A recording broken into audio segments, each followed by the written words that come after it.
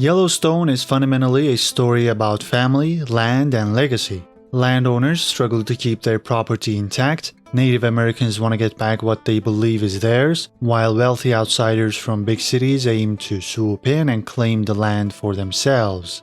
The focus in this power struggle is on the Yellowstone Ranch in Montana, the largest continual ranch in the US. It has been owned and operated by the Dutton family since the 1800s when they first ventured out into the West.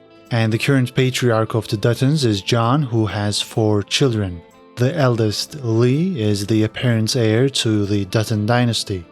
Jamie, on the other hand, is a fancy lawyer working for the ranch, and he always feels the need to prove himself to his father. At the start of the season, Jamie gets a housing development project thrown out because they would need 30,000 acres from the ranch. That is only a small portion of the ranch, but the Duttons do not sell any land, not even a single acre. Beth is a ruthless corporate financier who works for a bank out of Salt Lake City, Utah called Schwartz & Meyer. She displays her fierce nature and smarts from the get-go as she corners an energy company and forces them to allow the bank to take control of the company. Beth has a no-nonsense attitude and she's always willing to do what needs to be done, somewhat in contrast to her brother Jamie, and these two do not get along. Casey is their youngest sibling. A former soldier virtually estranged from the family, Casey is married to a native woman by the name of Monica. They have a son called Tate and they live on the Broken Rock Reservation. This tribe has a newly appointed chairman, Thomas Rainwater, and he is one of the main opponents of the Dutton family. Rainwater is a realist. He believes that his people have to take initiative in order to take what they believe is theirs, and he intends to buy back every piece of land that once belonged to his ancestors. He knows the game and its rules, which is what makes him a worthy adversary. The other major player in this land game is Dan Jenkins, who is a real estate developer. He believes a hunger for new land is woven into our DNA, and that's the reason our species survived when countless others failed. To that end, he aims to turn the Yellowstone Ranch into something he calls Paradise Valley. His feverish ambition is noticeable from the start as he hires a truck to run into John's truck.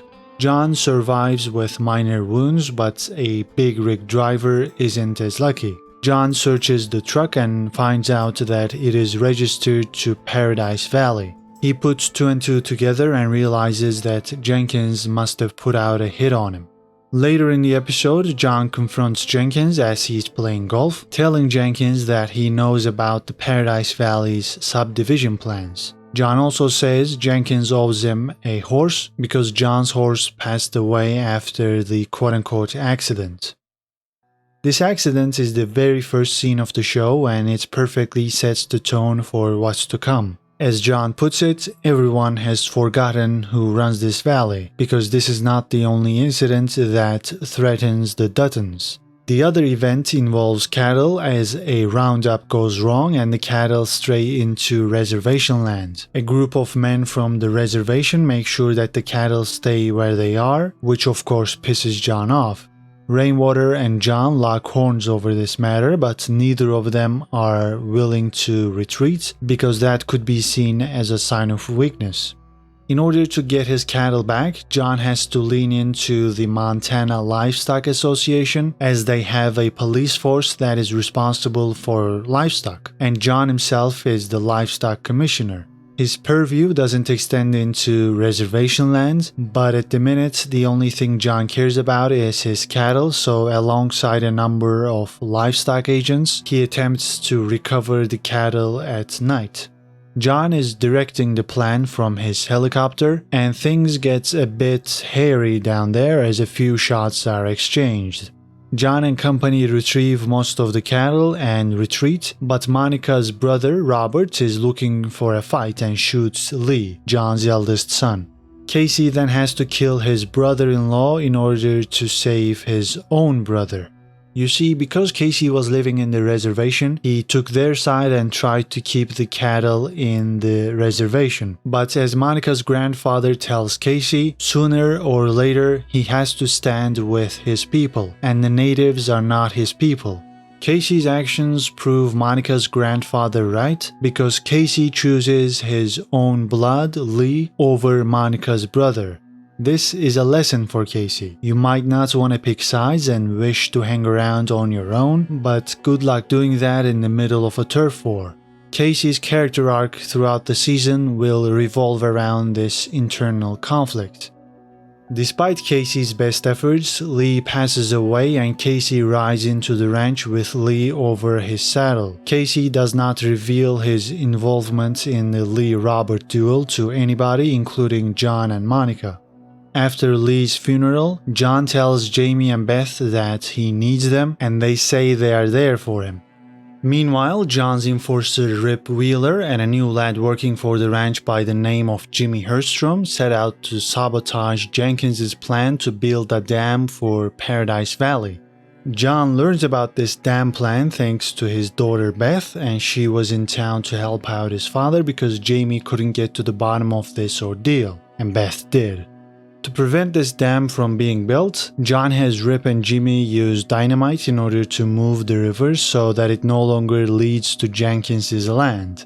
This outrageous plan works and Jenkins is in awe of what he just witnessed when he hears and sees the explosions. He realizes he's got a long way to go before he can go head-to-head with the likes of John Dutton.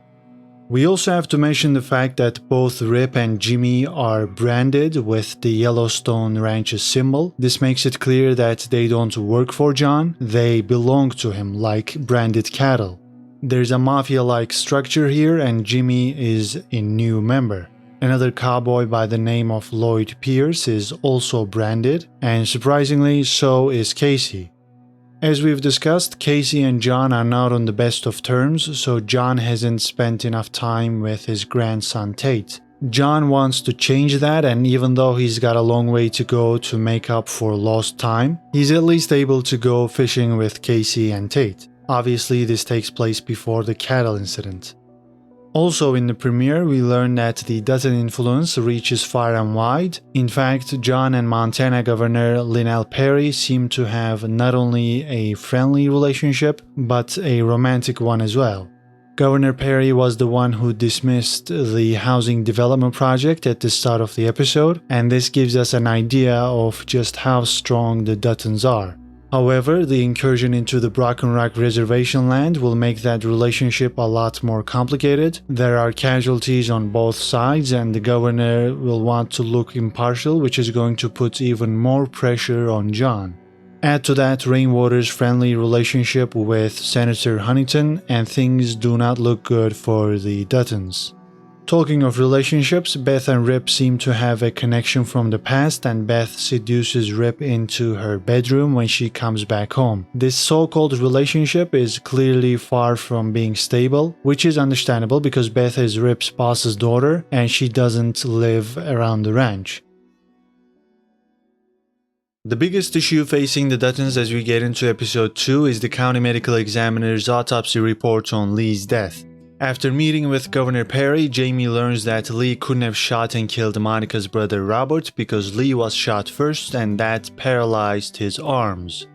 The initial theory was that Lee shot Robert in self-defense, but now they know that a third shooter must have been involved and that's who killed Robert. This unidentified shooter is Casey, and Jamie suspects that to be the case as well, but there's no proof yet. The incident is already national news, and if it came out that Casey killed Roberts, it would make things even more complicated for the Duttons. The governor and the attorney general say they can hold this report for a week while Jamie tries to find a solution. Jamie asks Beth for advice, but she's not in a good mood because she has to hang around the ranch to help out his father and because she hates Jamie with a passion. Jamie then talks to his father, telling him that other law enforcement agencies will get involved when the autopsy report is out and they will dig up Lee's body to confirm the autopsy. Jamie thinks they should cremate Lee's body to prevent that. John is hesitant at first, but he warms up to the idea once he realizes that Casey might be the third shooter. Robert's autopsy report showed that whoever killed him knew what he was doing. The shots were pristine, and given the fact that Casey is a former soldier and he was at the scene, the blame would fall on him. John chats with Casey about that night, and Casey implies that he was indeed the shooter, which is why John is willing to cremate Lee's body. This way, other law enforcement agencies will not be able to verify the accuracy of the county medical examiner's report. They end up cremating Lee's body, but something still has to be done about the original report as well. Luckily for John, the county medical examiner was fired from his job in Chicago after he got caught smoking embalming fluid, and Jamie says that this could make the ME's report inadmissible. But John doesn't want to leave it to chance, and he orders Rip to take care of the problem. This makes it clear to us that John has no issue having someone killed if it means that it will protect his family. As Rip arrives at the ME's office, the guy is once again about to smoke embalming fluid. Rip makes his intentions clear and the ME tries to attack Rip, but no cigar. Rip stuffs the microwave with a bunch of metal tools and a metal tray. He pulls the oxygen hose out of the wall and incapacitates the ME. The microwave catches fire and the office is about to go boom. Considering this medical examiner's history, this is gonna look like a suicide and he will seem like a troubled individual. So his autopsies on Lee and Robert will be questionable, and other law enforcement agencies will not be able to dig up Lee's body to confirm the autopsy because he got cremated. This plan doesn't make the Duttons look innocent in the public eye, but it means that the authorities won't have enough credible evidence to go after Casey. It is definitely a little bit of a sloppy job, but as we've seen in the real world these last few years, criminal conspiracies like this are discussed for like a week and then we move on to the next thing. The Duttons are hoping that people will just move on like that and forget about this because there isn't enough evidence to take it to court. John also has to deal with two livestock agents who can identify Casey as the shooter. John knows the father of one of these agents, so he shuts him up by talking to his dad. The other agent, McCreary, is harder to convince, but John uses the fact that McCreary is religious and talks to Father Bob about delivering a sermon to convince McCreary. Father Bob talks about the 9th commandment during his sermon, which is about not providing false testimony about your neighbors, flock, and shepherds. McCreary then has a private chat with Father Bob and they clear the air, but it's not certain what McCreary is going to do. But it does look like he's gonna shut up. Back at the res, it turns out that the tribal police have access to the autopsy reports as well. Rainwater and company speculate that Casey must be the shooter because they know he was at the scene, but they don't think Casey will cooperate with their inquiries. In the meantime, Casey's dealing with more trivial matters like his tractor getting stuck because of a rock. Casey gets a bit too mad and decides to blow it up as Tate watches on, which understandably makes Monica angry. However, Tate is awestruck because the explosion uncovers a dinosaur skeleton and he checks it out with his dad. Later on, Casey is thinking about rejoining the military, and on their way to pick up Tate from school, he tells Monica about this. She cannot fathom why Casey would want to leave them because remember, she doesn't know that Casey shot her brother.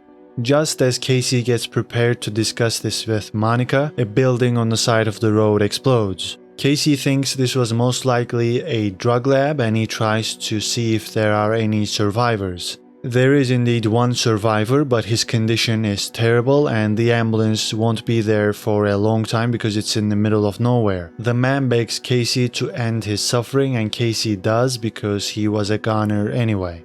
This is somewhat similar to what John did in the very first scene of the show when he had to kill his horse because it was heavily injured. The humane thing to do was to kill it, which is also the case with Casey and this Burns guy. So, like father, like son.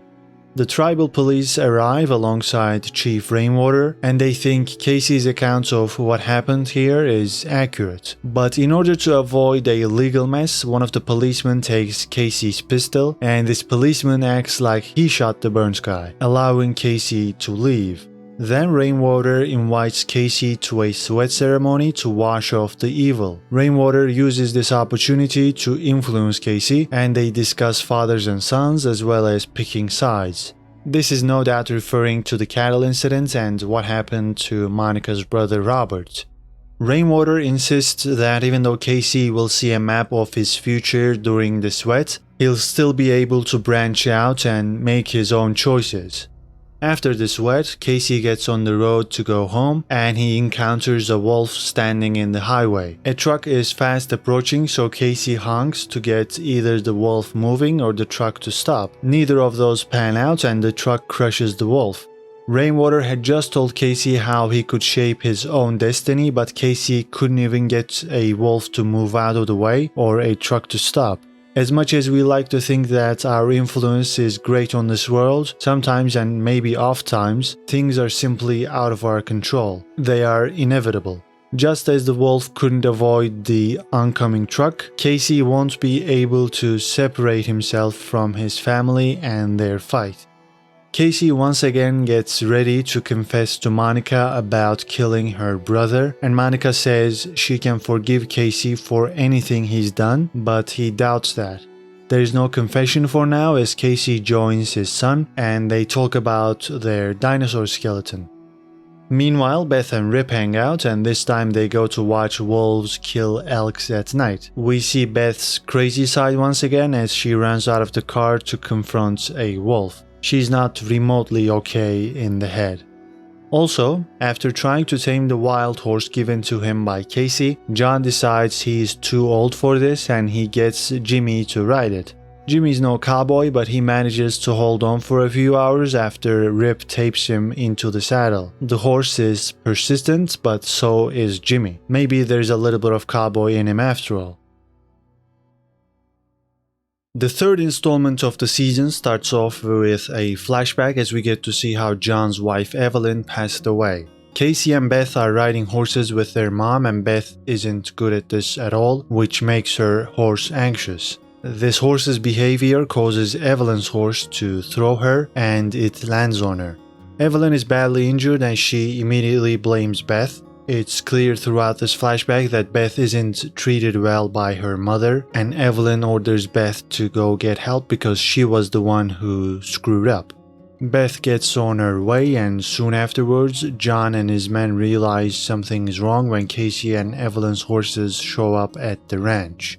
Beth eventually encounters John, but she isn't able to pinpoint her mother's location, so Evelyn passes away by the time the help party gets to her. This tragic event, combined by the lack of love by her mother and the feeling of guilt, is why Beth hates the ranch. It's why she left Montana when she grew up. Coming back to the present, Attorney General Mike Stewart gives Jamie a call about the fire at the medical examiner's office. Mike rightly thinks this looks suspicious, but Jamie points out the medical examiner's troubled past in Chicago, saying the fire could have been an accident. Jamie also makes sure to point out that he got Mike a cushy job, which he will start after his term as the Attorney General is over. Jamie is adamant about wanting to become the new Attorney General, but John instead focuses on getting Beth elected for State Assembly. This pisses Jamie off. Beth provokes him even further, and then Jamie explicitly says that Beth killed their mother. This is the anniversary of Evelyn's death, and Beth cannot let what Jamie said slide. She punches Jamie and tells him to be a man and hit her back. Jamie cannot stand it, so he does strike her. Beth argues that a real man would have walked away. Jamie eventually gets what he wants, his dad's support for his Attorney General campaign, but John also gives Jamie a stern warning about not hitting Beth. Meanwhile, Beth runs into Jenkins at a bar and she teases him and flirts with him, saying that she knows he's married and that's what makes it fun because she's gonna break generations. Jenkins doesn't know what he's getting into and these two chat away. As Tate and Casey are driving home, they notice a sketchy looking van. Casey checks it out, a guy jumps out of the back of the van and Casey shoots him. Someone else inside the van drives away and Casey follows him after leaving Tate inside a drainage pipe to protect him from the scorching sunlight. The van crashes, the criminal inside it tries to run away, but Casey stops him by wounding him first and then he uses a lasso. That's a good cowboy right there. The criminal's head lands on a rock and he dies. There's a girl inside the van that's been kidnapped and Casey gently approaches her so as not to upset her. She doesn't want to call the police and Casey takes her home. According to this girl's dad, Danny, she doesn't want anybody to find out what happened to her. Danny and Casey recovered the bodies of these criminals and bury them in the middle of nowhere, burning the bodies in order to trap their souls forever. What's happened to this girl is a real problem on reservations, mainly because of the jurisdictional complications. People do this on reservations and leave because they know that they have a good chance of getting away with it. The tribal police, of course, don't have authority outside the res, so they can't just go out there and investigate. Later on, Robert's widow and Monica's sister-in-law ends her life inside her house. Robert is the guy Casey shot in episode 1 and this cycle of death and violence continues to ramp up. There are kidnappings, suicide and all kinds of crazy stuff because violence breeds more violence. Meanwhile, Rainwater gets arrested for stealing John's cattle. John visits Rainwater in jail and Rainwater thanks him for reminding him what it's like to be oppressed. John says Rainwater is far from being oppressed as he went to Harvard and got a gig at a massive PR firm. Rainwater responds by saying that his plan is to buy the entire valley for around $14 billion because after John dies, his kids won't be able to pay the inheritance taxes. Rainwater will just swoop in and quote-unquote erase the Duttons from history, just like how his people were treated. Of course, not all of that $14 billion will be spent on the Dutton land. Rainwater wants to buy land from others as well. In order to get out of jail, Rainwater has to give John his cattle back, and he does. Both sides now know the seriousness of the matter, as John was willing to get Rainwater arrested, while Rainwater's grand plan is to wipe any evidence of the Duttons ever existing. As we approach the end of episode 3, a construction crew miraculously finds the bodies buried by Casey and Danny. This is unlikely to cause them any serious issues, but it is still a potential problem.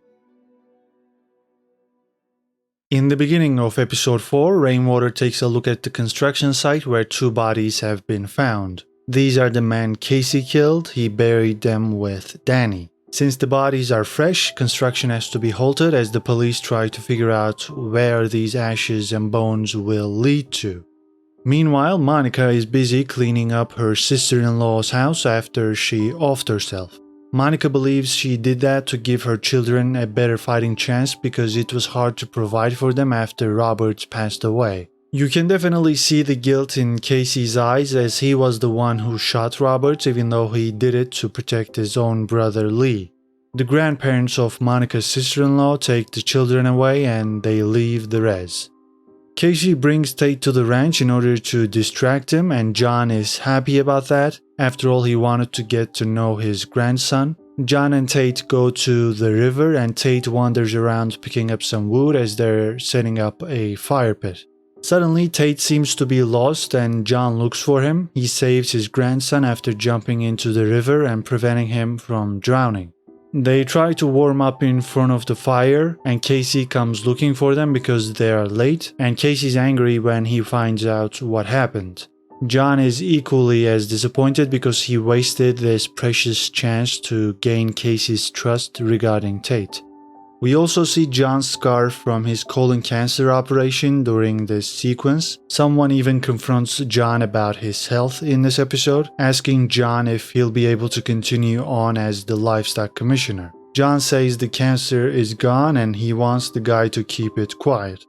Monica freaks out about Tate's mishap and injury as well when she arrives at the hospital where Tate is getting stitched up. He'll be fine, but this whole ordeal obviously doesn't bode well for John. Earlier in the day, Rainwater and his men wanted to question Casey about all the deaths on the res, including the 2 kidnappers from episode 3 and Robert, but Casey was away. Later on, as Casey and his family drive home from the hospital, the tribal police arrest Casey, so he's gonna be interrogated in future episodes. Elsewhere, Beth stalks Jenkins at his resort. His family is there too, of course. Beth had warned Jenkins about herself, but he didn't listen, and here she is. She's causing trouble.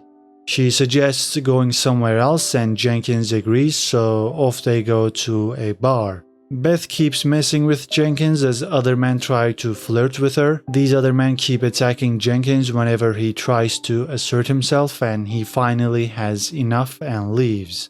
Eventually, Rip arrives to join Beth and they continue to reconnect. On the ranch, Jimmy is getting bullied by another ranch hand by the name of Fred. Jimmy keeps fighting back, but Fred is much stronger, so Jimmy needs Rip's help. Rip warns Fred that if he ever messes with a branded man again, he will kill him.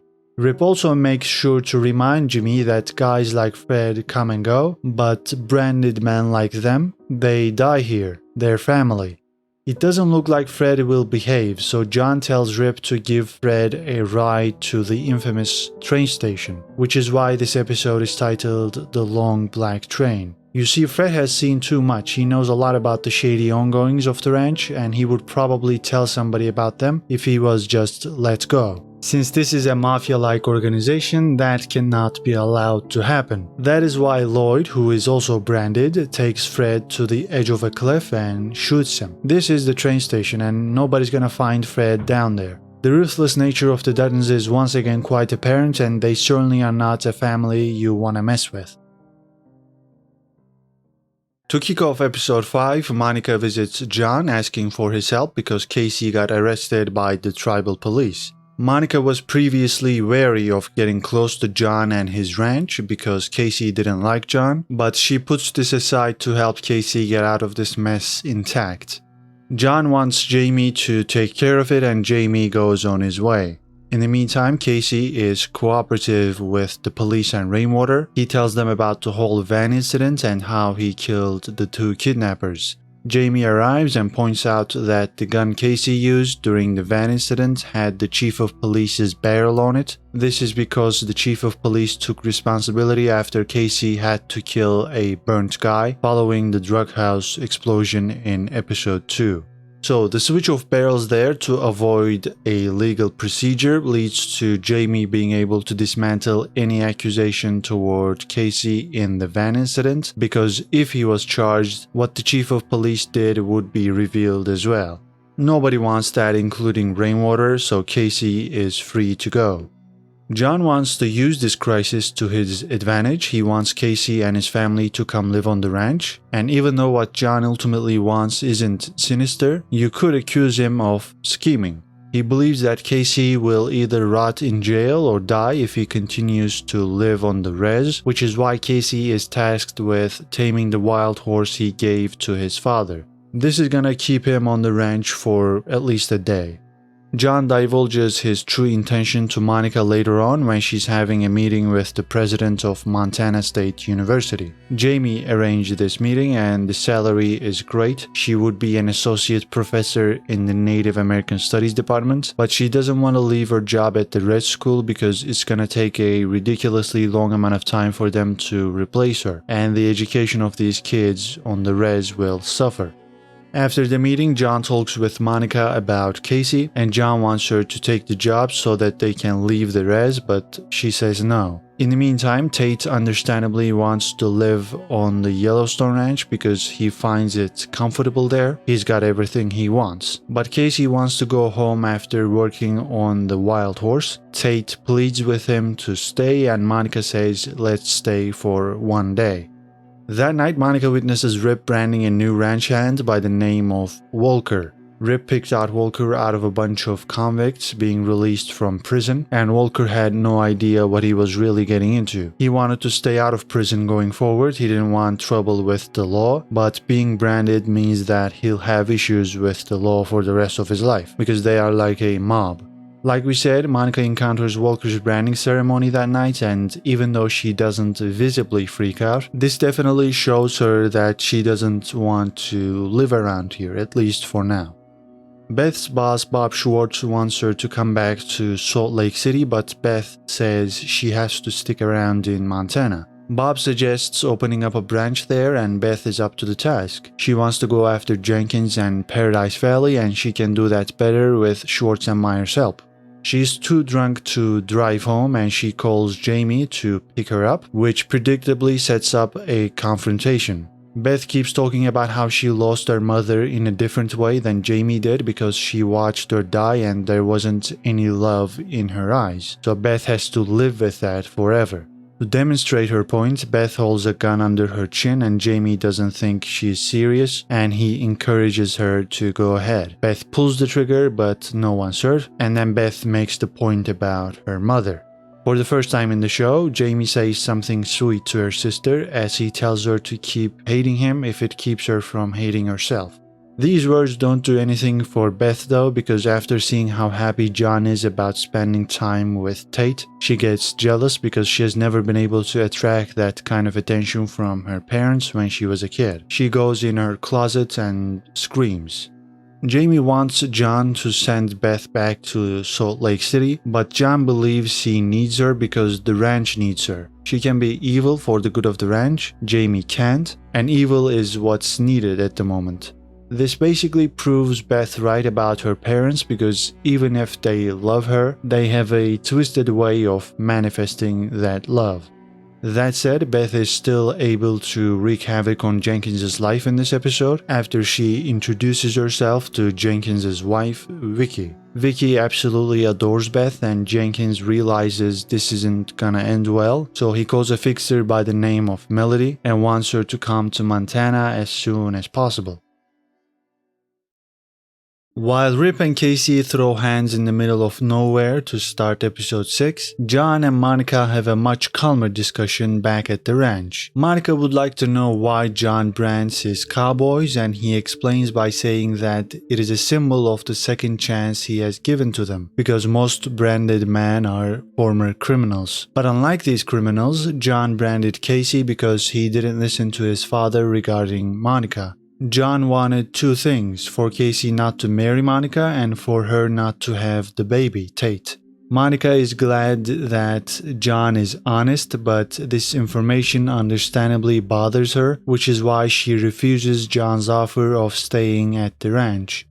Monica and Tate head to the res school where Tate reveals his desire to move to the ranch, but Monica isn't having any of it, and then a fight breaks out outside the school. Monica intervenes and one of the students accidentally punches Monica in the head as she falls to the ground.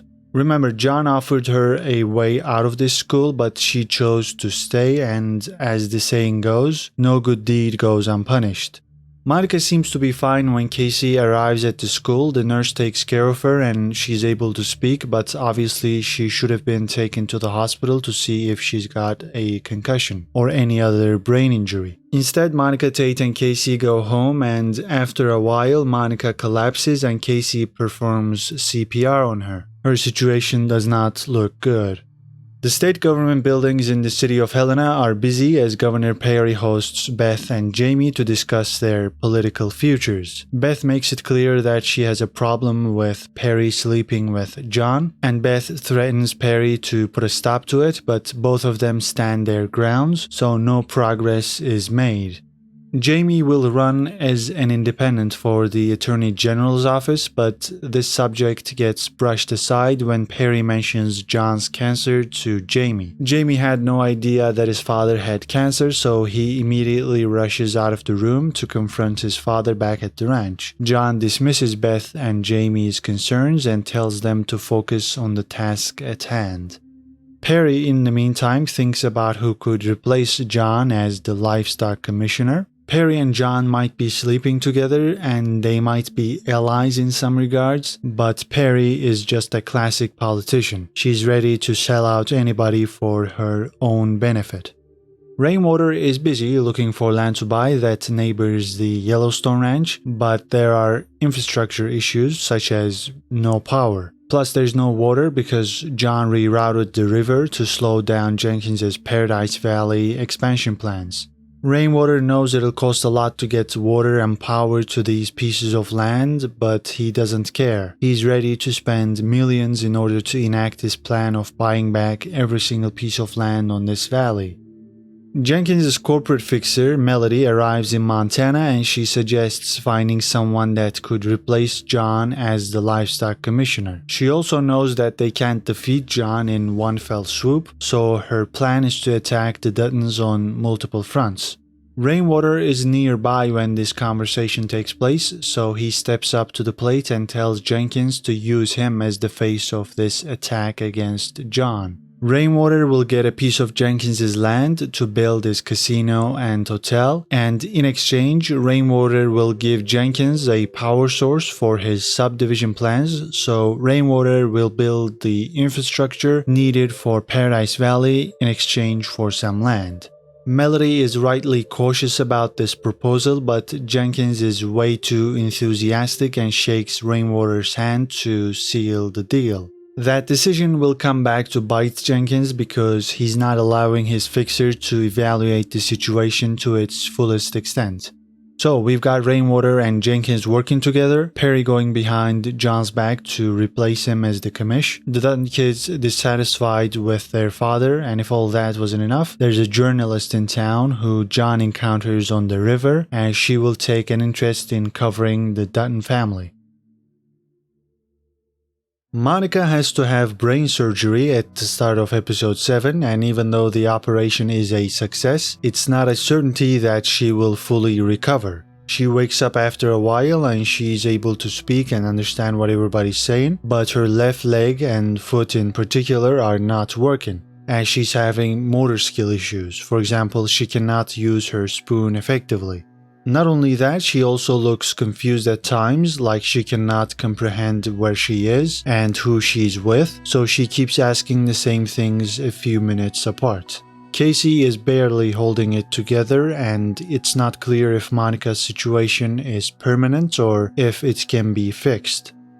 The best scene of season 1 is also in this episode as a bunch of tourists trespass on John's land. They're endangering themselves by observing a bear up close, and by the way, Casey had a run-in with this bear in episode 6. Anyway, what makes this scene my favorite from season 1 is John's attitude toward the trespassers. They tell John he should share his land because it is massive, and John implicitly tells them to F off by firing his rifle in the air, and they all disperse.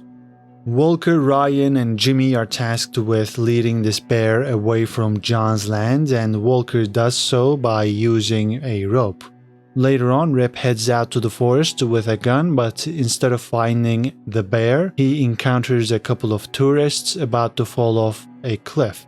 Rip has his rope with him, of course, but he can only pull one of them. The woman tries to put the rope around both of them and she falls to her death. Her boyfriend can use the rope to save himself now, but with the shock he just suffered, he chooses to die with his girlfriend. Then all of a sudden the bear shows up and Rip has to shoot it because it charges at him. Rip tries to contact the sheriff after getting back to the ranch. Nobody at the sheriff's office picks up, and that is that for now. John is dealing with his own health problems while Monica's at the hospital. He gets an MRI and he needs another colonoscopy within a month. His rough physical condition isn't helped by the fact that he feels alone. Casey is dealing with Monica, Jamie's busy with his AG race, while Beth is out and about doing Beth things. None of them are with John at the Stockman's dinner, and there's a great scene where he just looks at his table and he looks at other tables, and you can definitely sense how isolated he feels. He tells his children that there was a shift in the room because he was alone and that the governor didn't pay any attention to him. John ends up sweating like a horse back at the ranch and he throws up blood, which disproves his claim from previous episodes that he was completely done with cancer. At the very least, the cancer has re-emerged. We mentioned that Beth and Jamie were busy with other matters, so let's dive into their storylines a little bit. Jamie is running his Attorney General campaign with Christina. She worked on the Obama campaign in 2012 and she has been with the governor and the Attorney General of Montana for 5 years now. And because the current AG, Mike, is stepping down and supporting Jamie, Christina works with him now. Jamie tells her that the only thing he cares about is power, which he will use to protect his family and other families like his. Christina appreciates that, and these two have an undeniable chemistry. As for Beth, we have another flashback about her. This time we get to see why her mother was so tough on her. When Beth started becoming a woman, her mother Evelyn gave Beth a talk, saying that she'll treat her different now because that is exactly how the world will treat her. Evelyn wanted to make Beth more of a man than most men are. That's how Evelyn's mother raised her, and Evelyn continues that tradition. Back to the present, Beth is having trouble riding Casey's horse and Walker gives her a hand. She relaxes, so the horse also gets calmer and Beth is overcome with joy, because previously she thought she couldn't do anything right, which is related to how her mother treated her. She goes on to focus on Paradise Valley and we see her making a bunch of calls, indicating that she's fully focused on this turf war now. After giving an ultimatum to Dan about their potential partnership, Rainwater visits the res school to talk to the kid who hit Monica. He claims he didn't intend to hit Monica, but Rainwater says he'll be charged with assault or even manslaughter if Monica dies. Rainwater becomes visibly upset after visiting the school as he wonders if his grand plan to buy back every piece of land on the valley will have a considerable impact on the lives of the people of the res. The penultimate episode of Season 1 reveals Rip's background as we learn how he became a part of the Yellowstone Ranch. Back in July 1997, Rip arrived home to discover that his father had killed his brother and his mother. This kicked off Rip's cycle of violence as he picked up a frying pan and used it to kill his father. Rip then got out of Dodge and he was found on a hayloft on the Yellowstone Ranch. After realizing what the boy had gone through, John made him a job offer, saying that he'll have to prove himself. This is why Rip is John's most loyal soldier. John gave him a new life, a new start, and in exchange, Rip has been serving him ever since. Back to the present, Rip is in trouble because he could be charged with a felony for killing a bear, and the Fish and Wildlife Service might think that Rip got rid of the tourists to hide the fact that he killed the animal. John and Sheriff Haskell both think that Rip should have just buried the tourists to evade the attention of feds. Things get even weirder when an officer from Fish and Wildlife and Rip head out to examine the dead bear's body. The officer is thrown off her horse because of a horsefly and she lands on a metal bar. Rip cannot let her die because that would be like signing his own death penalty. It would seem like he killed her to avoid the investigation. Luckily for him, the officer is taken to a hospital with a helicopter and she will be fine. Another officer will examine the bear the next day, but then there's another twist in this storyline as a pack of wolves gather around the bear and have some lovely dinner. That is obviously bad news for Rip because examining the bear would have shown that Rip shot it from close range for self-defense, but now all he's got is his word. Casey is going through a rough patch as well. First, he discovers that the dinosaur skeleton near his property has been stolen, and then Monica tells him that she'd like him to leave because she wants to protect Tate from John. Casey brought John back into their lives, and Monica doesn't want anything to do with him, which is why she bids farewell to Casey after he admits that he killed Monica's brother Robert. Casey is shell-shocked and later on he gets filmed at a gas station as he beats up a guy that pulled a knife on him. Just like Rip, Casey is in trouble at the end of episode 8. Jamie's focus is firmly on his AG campaign, which means that he ignores some of his family's problems. For example, John can't reach Jamie on his phone. The Dunn family was hit with a subpoena from the Broken Rock Reservation in episode 7, which claimed that John violated a law related to allowing cattle to graze on tribal lands without permission. We know that isn't what happens. John didn't intentionally do that. Monica's brother Robert took down fences to allow the cattle to get on the res, but nonetheless this matter is going to court and Jamie's not around to take care of it. That's why when Jamie gets back to the ranch, John orders Jamie to pull out of the AG race. Jamie isn't going to withdraw after all he's done for the ranch and for his family, those are his words, and John completely loses it and punches Jamie in the face. John claims he'll convince the current AG Mike Stewart to run for office again, and he'll support him, so John kicks Jamie off the ranch. At this point, John wonders what he's doing trying to save the ranch because who is he trying to save it for? Christina encourages Jamie to carry on because he's got the governor's support. In fact, the governor is supporting Jamie to control John, so nothing has changed on that front. And finally, Christina and Jamie share a kiss. But at this point, our minds go back to the new reporter in town, Sarah. She's been in and around the campaign headquarters and we know that her goal is to take down John, which means that she could use this fallout to her advantage. Beth is the 1-dozen kid who's actually doing something useful as she finds out that Jenkins' entire funding is provided by a single bank. She confronts Jenkins, telling him that she'll buy every share he's put up for trade, meaning that Beth will control Jenkins' financial future. Earlier in the day, Jenkins had met with Rainwater to discuss their hotel and casino plans, and they agreed that the tribe would own the land to get around taxes and zoning permits. That is crucial because it gives Rainwater an opportunity to screw over Jenkins in the future by cutting him out. After all, everything will be on tribal land. Putting this plan in action will increase the annual property tax of the Yellowstone ranch to around $11 million because the property values around it will double. Last but not least, Walker has a chat with Rip about the situation at the ranch. Walker has had time to evaluate what's been going on and he figured out that this is basically like the mafia. So he tells Rip that he won't do anything illegal. Rip says it's too late for that because Walker has already been branded and he belongs to the ranch. The Season 1 finale starts off by revealing the significance of the bear storyline as it turns out Sheriff Haskell withheld evidence that would have helped Rip. The sheriff picked up the casings from Rip's bear incident, which threw doubt on Rip's story of self-defense. It would have been unthinkable for the sheriff to betray John like that in the past, but as the events of this season have shown, John's grip on the valley is loosening.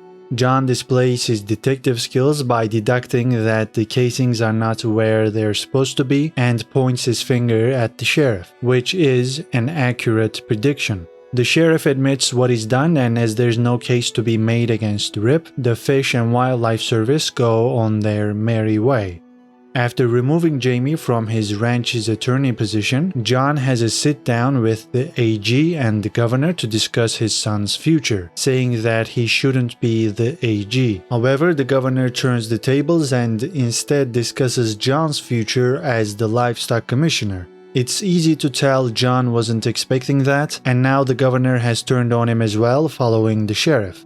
John doesn't play their silly little games and heads out of there, encountering Jamie on his way out. John is genuinely hurt and he lets Jamie know by saying that he would never let his son walk into a trap like that. The fact that Jamie did is what'll make him a great politician.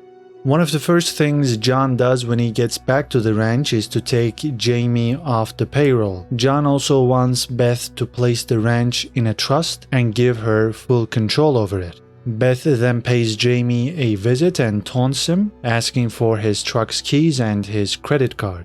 Jamie believes he has now freed himself. Sarah, the journalist, gives Jamie a chance to hit back and destroy his father's legacy, and after much deliberation, Jamie decides to become a source in Sarah's story instead of being a subject. This could be viewed as the most selfish action Jamie takes in all of Season 1, and we see him begin the interview toward the end of Season 1.